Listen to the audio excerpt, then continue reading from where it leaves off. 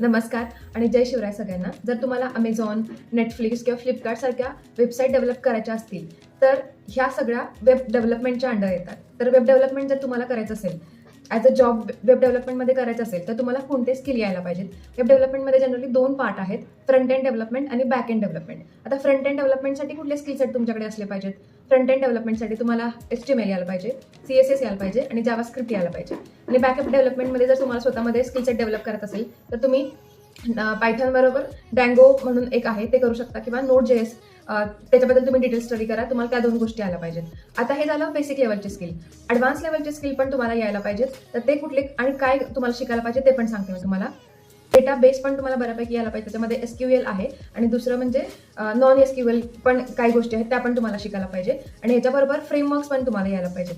हा व्हिडिओ जास्तीत जास्त मराठी मुलांच्यापर्यंत पोहोचवा, जेणेकरून फ्रेशरला सेकंड आणि थर्ड इयर ऑफ इंजिनिअरिंगमध्येच त्यांना कुठले स्किल सेट डेव्हलप करायचे आहेत याच्याबद्दल मार्गदर्शन मिळेल. व्हिडिओ आवडल्यास नक्की लाईक करा आणि हा व्हिडिओ जास्तीत जास्त फ्रेशर्सना, third year, second year, fourth इयरच्या इंजिनिअरिंगच्या विद्यार्थ्यांना सेंड करा, त्यांच्या पालकांना सेंड करा, सो दॅट लास्ट इयरला जाऊन प्लेसमेंट नाही अशी जी आत्ताची कंडिशन मार्केटमध्ये आहे ती हळूहळू कमी होईल. धन्यवाद.